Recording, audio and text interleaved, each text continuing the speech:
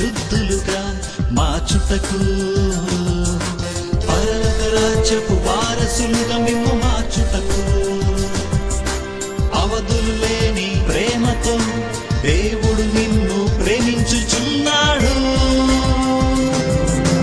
ఇది ఏ శుభవర్తమానం, ఇది ఏ శుభవర్తమానం, ఇది ఏ శుభవర్తమానం, శుభవర్తమానం.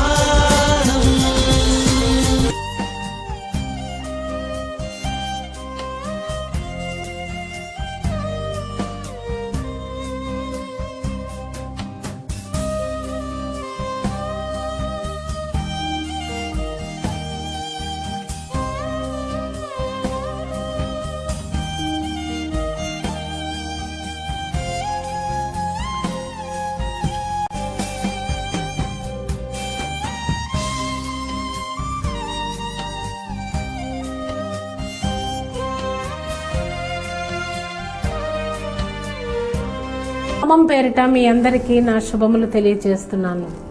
శుభవర్తమానం అనే ఈ ఆధ్యాత్మిక టీవీ కార్యక్రమంలోనికి మిమ్మల్ని అందరినీ ఆహ్వానించుచున్నాము. ఇప్పుడు దైవ వర్తమానమును బ్రదర్ ఎస్ శామ్యుయల్ ప్రియభారత్ గారు అందించెదరు.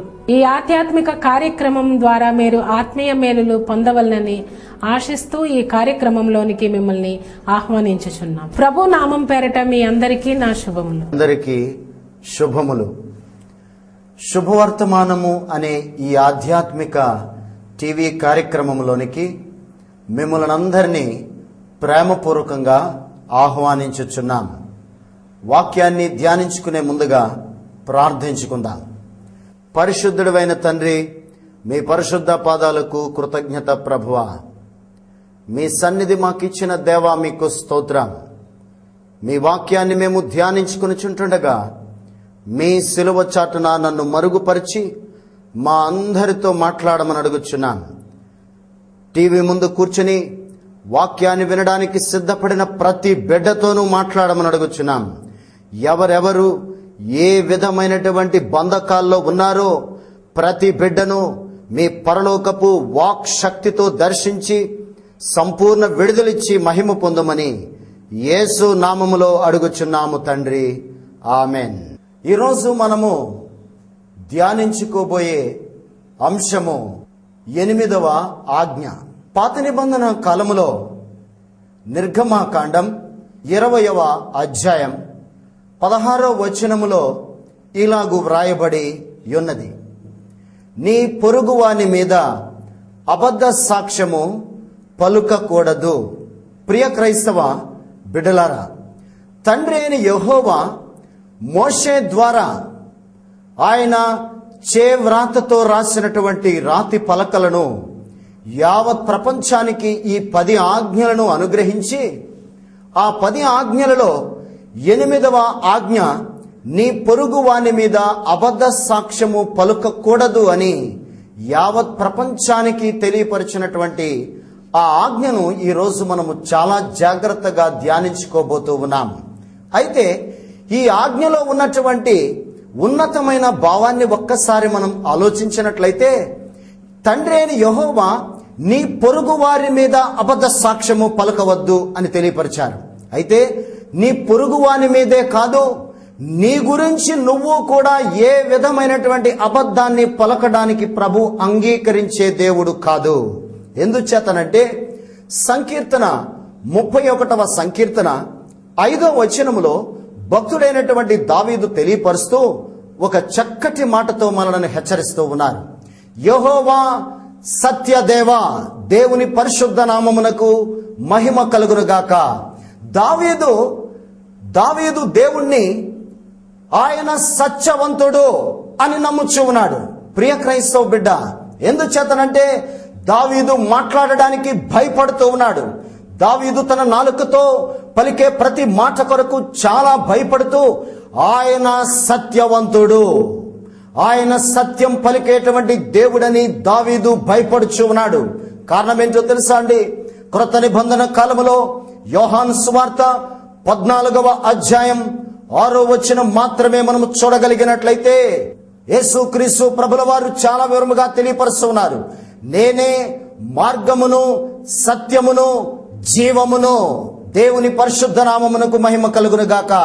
నీవు నేను మాట్లాడే ప్రతి మాట యేసుక్రీస్తు ప్రభుల వారి యొక్క మార్గమును అనుసరించి నువ్వు మాట్లాడగలిగినట్లయితే, ఆ మార్గము నీవు మాట్లాడే ప్రతి మాట జీవము కలిగి సత్యము కలిగినటువంటి వాక్ అయితే అది జీవాన్ని పెంపొందింప చేసుకుంటుంది అని, నేనే మార్గమును సత్యమును జీవమునై ఉన్నానని యేసుక్రీస్తు ప్రభుల వారు తెలియపరుస్తూ ఉన్నారు.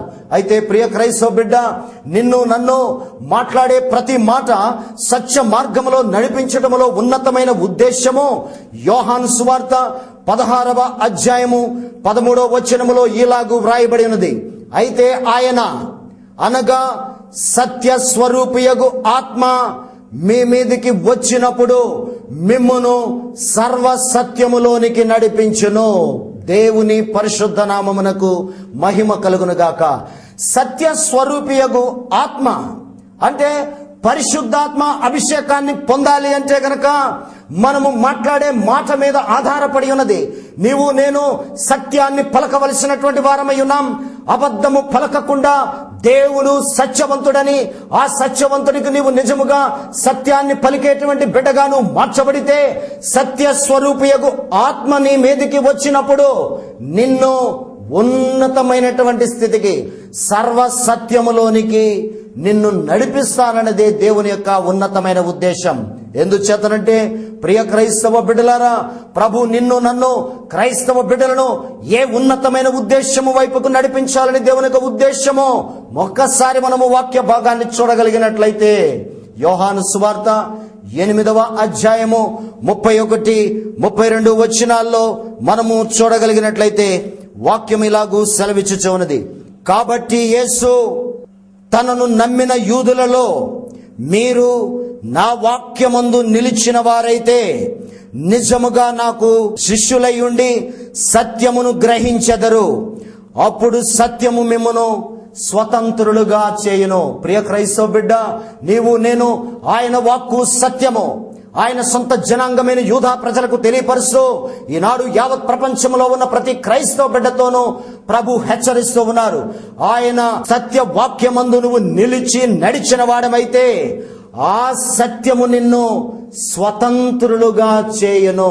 ప్రియ క్రైస్తవ బిడ్డ, నీవు నేను స్వతంత్రత కలిగినటువంటి బిడ్డగా దేవుని కొరకు ఒక ఉన్నతమైనటువంటి స్థితిలో నిన్ను నడిపించాలనే మనలను నోటితో పలికే ప్రతి మాట సత్యము కలిగినటువంటి మాటగా ఉండాలని ప్రభు ఆశపడుతున్నారు. కారణం ఏంటో తెలుసా అండి?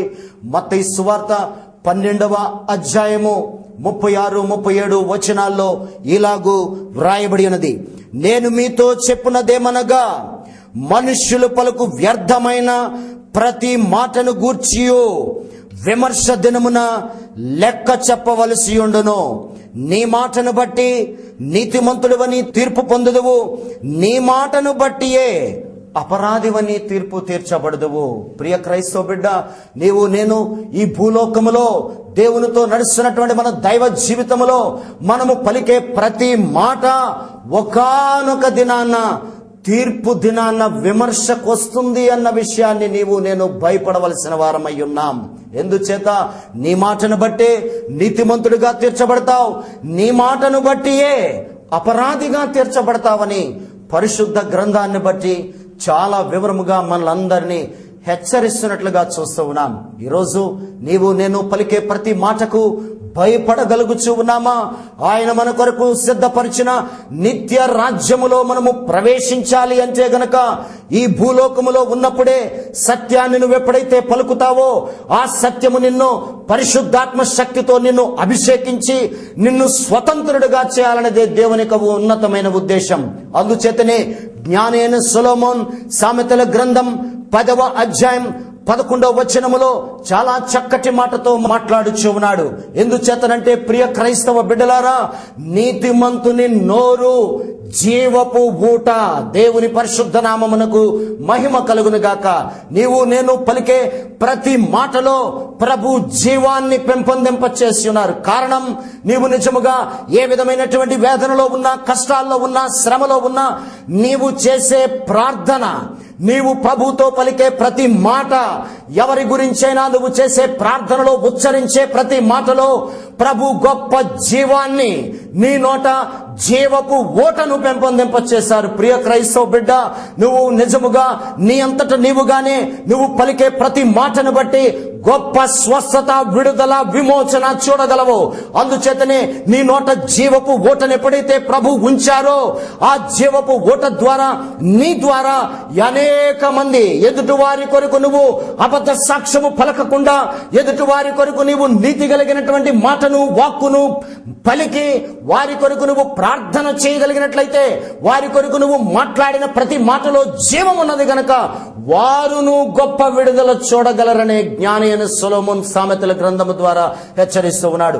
అయితే ప్రియ క్రైస్తవ బిడ్డలారా, సామెతల గ్రంథం 12వ అధ్యాయము 22వ వచనములో ఏమని వ్రాయబడి ఉన్నది అంటే గనక, అబద్ధమాడు పెదవులు యెహోవాకు హేయమో, నీతిమంతులు న్యాయవర్తనులు ఆయనకి ఇష్టలు. ప్రియ క్రైస్తవ బిడ్డలారా, అబద్ధమాడు పెదవులు యెహోవాకు హేయము, అసహ్యము. అంటే క్రైస్తవ బిడ్డలు వారి శ్రమలు వచ్చినప్పుడు, వేదనలు వచ్చినప్పుడు, వారు విశ్వాసముతో ఎంత ప్రార్థన చేసినప్పటికీ వారిలో అబద్ధమాడేటువంటి ఆ పెదవులు చేసేటువంటి ప్రార్థన నాకు అసహ్యకరము గనుక ఆ ప్రార్థనకు సమాధానం ఇవ్వను అని జ్ఞాని అయిన సొలొమోను సామెతల గ్రంథం ద్వారా హెచ్చరిస్తూ ఉన్నాడు. అందుచేతనే భక్తుడైన దావీదు సంకీర్తన 101వ సంకీర్తన 7వ వచనములో, అబద్ధమాడువారు నా కన్నుల ఎదుట నిలువరు. ఈరోజు ప్రియ క్రైస్తవ బిడ్డ, నీవు నేను నిజముగా దేవుని సముఖానికి వెళుతున్న వారమైతే, దేవుని వెంబడించే బిడ్డలమైతే, దేవుని యొద్ద నుంచి విడుదల చూడాలి అన్నట్లయితే, నిజముగా ప్రభు ముందు మనము అబద్ధమాడిని పెదవులుగా మనము చేసుకోవాలని భక్తుడైనటువంటి దావీదు హెచ్చరిస్తూ, ఆ దావీదు భయపడుతూ సత్యాన్ని పలుకుచూ ఉన్నాడు. దేవుని పరిశుద్ధ నామమునకు మహిమ కలుగును గాక. దావీదు యూరియా భార్య అయినటువంటి బేత్షెబా విషయంలో తాను చేసినటువంటి పాపపు స్థితిని దావీదు తన కొరకు సత్యాన్ని పలుకుచూ ఉన్నాడు. తన పొరుగు వారినైనా యూరియా భార్య అయిన బేత్షెబా విషయంలో కూడా ఆ యొక్క ఉన్నతమైనటువంటి సత్యాన్ని పలుకుచూ, ఎందుకు సత్యాన్ని దావీదు పలుకుచూ ఉన్నాడు అంటే గనక, దేవుని సముఖానికి వెళ్ళి, ప్రభువా నీ సన్నిధి నుండి నన్ను దూరపరచుకో, నీ పరిశుద్ధాత్మను నా యొద్ద నుండి తీసివేయకని దావీదు ఎందుకు భయపడుచున్నాడు అంటే గనక, అబద్ధమాడిన చోట దేవుడు ఉండడు అని దావీదు భయపడి సత్యాన్ని పలుకుచూ ఉన్నాడు. దేవుని పరిశుద్ధ నామమునకు మహిమ కలుగును గాక. ఈరోజు ప్రియ క్రైస్తవ బిడ్డ, వాక్యాన్ని వినుచున్న నీవు నేను నిజముగా దేవుడు నీకు తోడుగా ఉండాలి అంటే గనక మనము నిశ్చయముగా ఆయన సన్నిధిలో సత్యాన్ని పలికే బిడ్డలుగా ఉండాలన్నదే దేవుని యొక్క ఉన్నతమైన ఉద్దేశం. అయితే ప్రియ క్రైస్తవ బిడ్డ, ఈరోజు నిజముగా ఈ అబద్ధం అనేది ఎక్కడ జన్మించింది? పాత నిబంధన కాలములో, ఆది కాండములో తండ్రి అయిన యెహోవా సత్య వాక్కును ఆది కుటుంబమైన ఆదామవ్వలకు ఏదేను వనమనే మొదటి మందిరములో ఆయన వారికి చాలా వివరముగా సత్యాన్ని బోధించారు. ఏమని బోధించారు? ఈ పండు తిను, ఈ పండు తినవద్దు, ఇది తినిన దినమున నీవు నిశ్చయముగా చచ్చెదవు అన్న సత్యాన్ని ఆదామవ్వలకు చాలా వివరముగా బోధించినప్పటికీ, ఆ బోధ కంటే అబద్ధమునకు జనకుడైనటువంటి అపవాది ద్వారా వారు మోసగింపబడి, అపవాది వీరిని ప్రశ్నించింది, దేవుడేమైనా మీకు బోధించాడా? ఏ పండైనా తినవద్దు, తింటే మీరు చచ్చిపోతారని తెలియపరిచారంటే, అవును, ఈ పండు తింటే చనిపోతామని. అపవాది ఏమని బోధించాడు? పండు తిను దినమున మీరు చావనే చావరని అపవాది బోధించిన అబద్ధపు మాటలను ఆదామవ్వలు చాలా జాగ్రత్తగా పాటించి, దేవుని యొక్క మాటను నిర్లక్ష్యపరిచి, దేవుని గాయపరుస్తూ వారి జీవితాలను కొనసాగించుకుని, అబద్ధము వలన జన్మించినదే మరణము. ప్రియ క్రైస్తవ బిడ్డ, ఈరోజు యావత్ ప్రపంచాన్ని ఏలుబడి చేస్తున్నదే ఈ అబద్ధమనే అపవాది అన్న విషయాన్ని చాలా జాగ్రత్తగా మనం గమనించుకోవాలి. అయితే మనము అబద్ధము ఎందుకు ఆడుచున్నామో చాలా జాగ్రత్తగా గమనించాలి. మన దేవుడు సత్యవంతుడు. ఆయన ముందు మనము సత్యాన్నే పలకవలసినటువంటి వారమై ఉన్నాం. ఎందుచేత నీవు నేను పలికే ప్రతి అబద్ధపు మాట ఒక వ్యక్తిని గాయపరుచుచున్నది. ఆ గాయాన్ని మాన్పాలి, ఆ గాయము నుంచి విడుదల పొందాలి అంటే ఇహలోకములో ఉన్న ఏ డాక్టరు సర్జరీ చేయలేడు. ఇహలోకములో ఉన్న ఏ డాక్టరు ఆ గాయాన్ని మాన్పలేడు. మన ప్రభువే ఆ గాయాన్ని ఆయనంతట ఆయనే పరిశీలన చేయగలడు అన్న విషయాన్ని చాలా జాగ్రత్తగా మనము గమనించుకోవాలి. అయితే ప్రియ క్రైస్తవ బిడ్డ, నీవు నేను పలికే ప్రతి అబద్ధపు మాటను బట్టి మనమేమవుతున్నామో భక్తుడైన దావీదు సంకీర్తన 64వ సంకీర్తన 3వ వచనము నుండి ఇలాగూ వ్రాయబడి ఉన్నది. ఒకడు కత్తికి పదును పెట్టినట్లు వారు తమ నాలుకలకు పదును పెట్టుదురు. యథార్థవంతులను కొట్టవలనని చాటైన స్థలములలో చేరి మాటలు బాణములుగా సంధించుదురు. వారు భయమేమియూ లేక అకస్మాత్తుగా వారిని కొట్టెదురు. వారు దురాలోచన దృఢపరచుకొందురు. చాటుగా ఉరులునొడ్డుటకు యోచించుకొనుచు మనలను ఎవరు చూచెదరని చెప్పుకొందురు. వారు దుష్ట క్రియలను తెలుసుకొనుటకు ప్రయత్నించుదురు. వెదకి వెదకి ఉపాయము సిద్ధపరచుకొందురు. ప్రతి వాని హృదయాంతరంగము అగాధము. దేవుడు బాణములతో వారిని కొట్టును. వారు ఆకస్మికముగా గాయపరచబడెదరు. వారు కూలెదరు. వారు కూలిటకు వారి నాలుకే కారణము. ప్రియ క్రైస్తవ బిడ్డ, నీవు నేను ఎదుటి వారి కొరకు పలికే అబద్ధపు మాట మనము కూలిపోవడానికి, మనము నాశనమైపోవడానికి, ఆ నాశనము ఎవరు కారణమంటండి? మన నాలుకే కారణమని దావీదు భయపడుచు ఉన్నాడు. అయితే ఈ నాలుకను ఎవరు పరీక్షించి ఎవరు పరిశోధించి చేయాలని ఈ వాక్యం ఏమి మాట్లాడుచున్నది అంటే గనక ప్రవక్త ఇర్మియా గ్రంథం 9వ అధ్యాయం 8-9 వచనాల్లో ఇలాగూ వ్రాయబడి ఉన్నది. వారి నాలుక ఘాతుక బాణము, అది కాపట్యము పలుకుచున్నది. ఒకడు మనస్సులో వంచనాభిప్రాయం ఉంచుకొని నోట తన పొరుగువానితో సమాధానముగా మాట్లాడును. నేను ఈ సంగతులను తెలుసుకొని వారిని శిక్షింపకపోదునా? ఇట్టి జనులకు నేను ప్రతిదండన చేయకుందునా? ఇదే యెహోవా వాక్కు.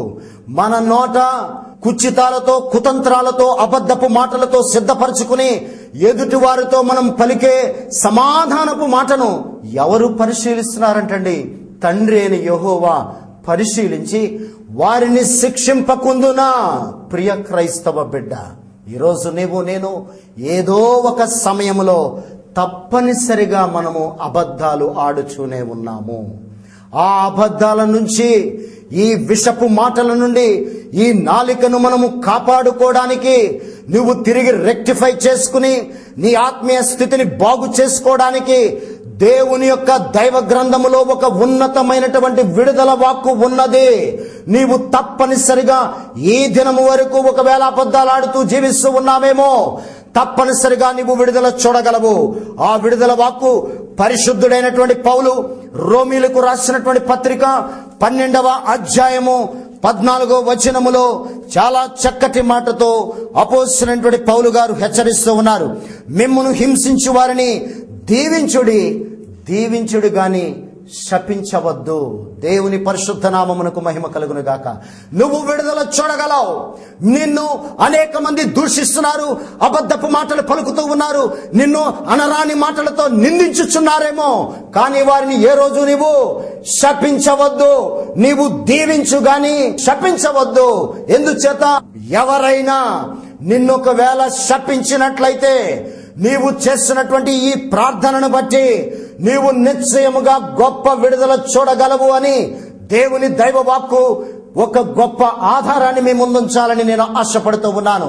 జ్ఞాని అయిన సొలొమోన్ సామెతల గ్రంథం 26వ అధ్యాయం 2వ వచనం మాత్రమే మనము చూడగలిగినట్లయితే, రెక్కలు కొట్టుకొనుచు తారాడుచున్న పిచ్చుకయు దాటుచుండు వాన కోవెలయు దిగకుండునట్లు హేతువు లేని శాపము తగులకపోవును. దేవుని పరిశుద్ధ నామమునకు మహిమ కలుగును గాక.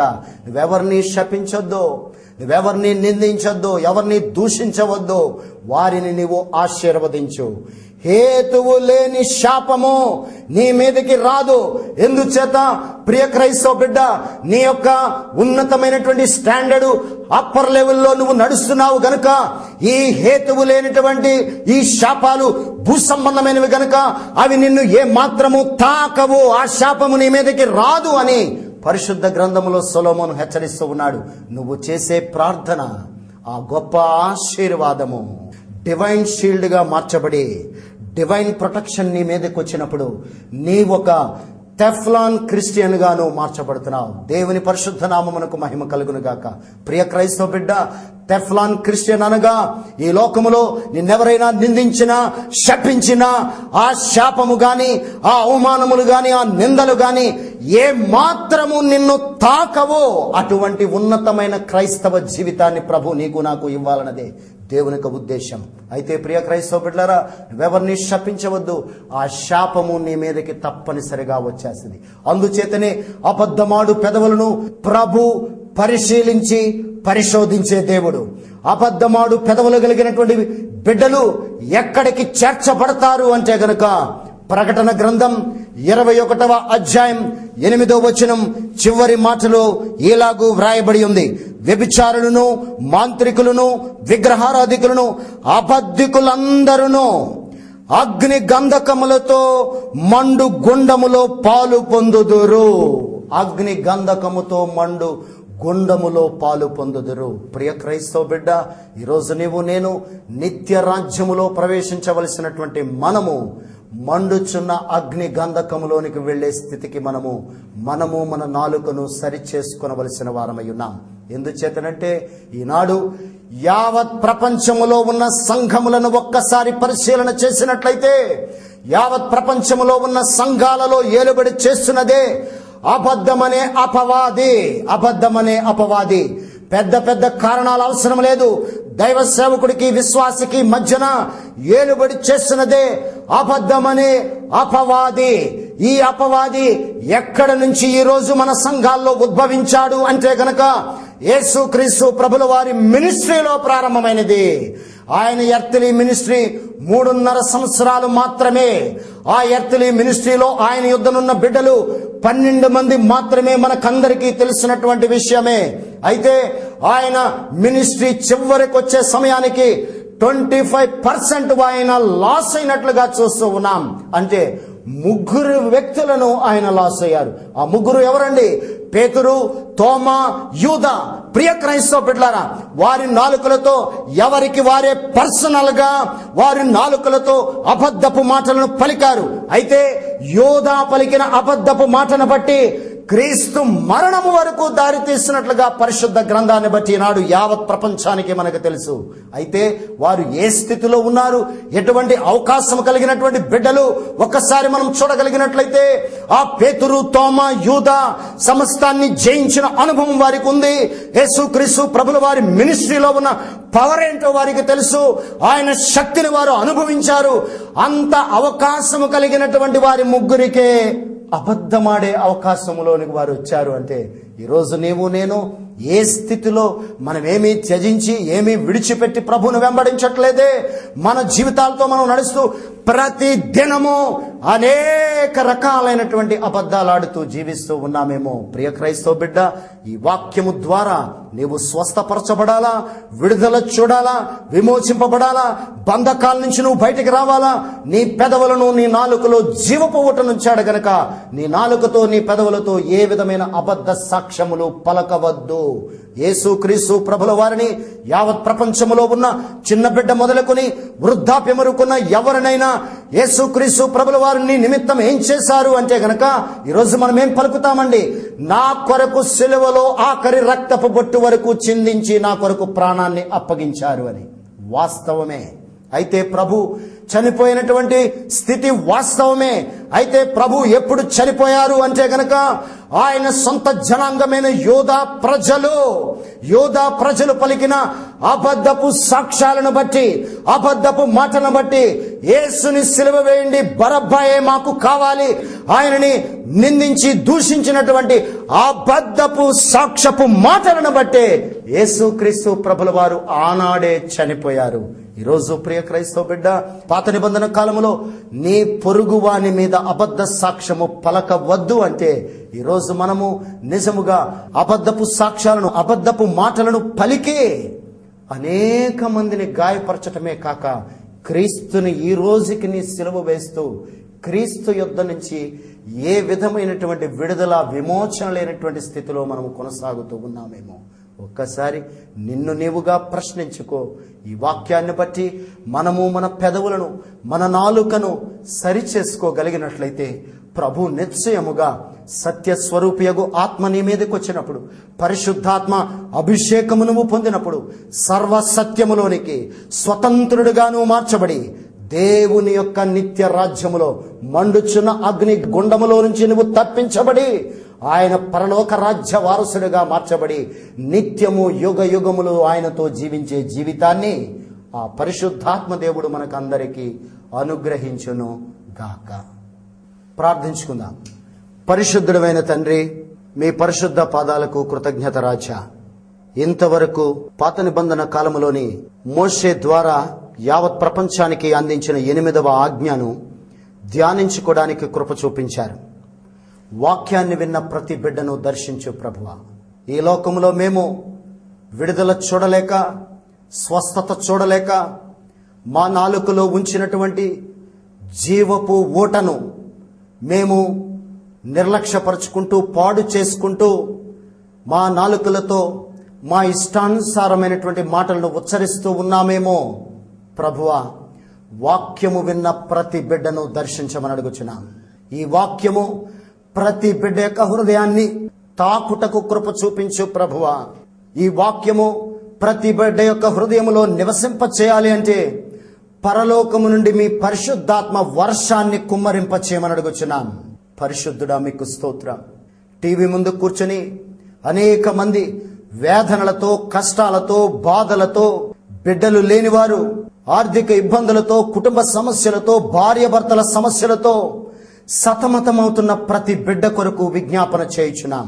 మీ పరిశుద్ధాత్మ అగ్నితో దర్శించండి ప్రభువా. మీ పరలోకపు శక్తితో తాకమని అడుగుచున్నాం.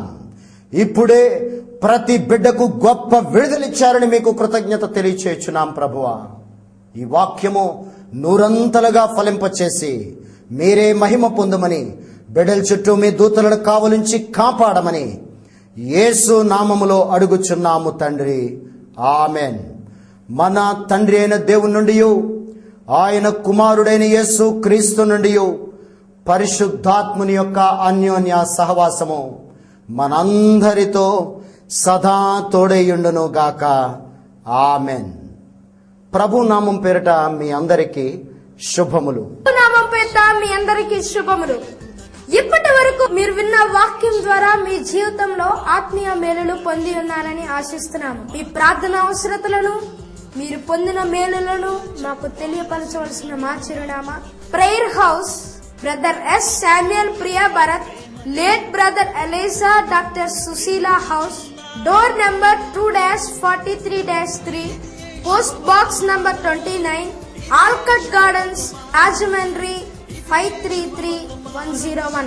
మీ ప్రార్థన అవసరతలను మాకు తెలియపరచవలసిన మా ఫోన్ నంబర్స్ 9849590298, 9490712423. మా ల్యాండ్ నంబర్స్ 088324202982432020. మా website www.samuelbharat.com. Email address samuelbharat.s@gmail.com. ఇది ఏ శుభవర్తమానం, ఇది ఏ శుభవర్తమానం.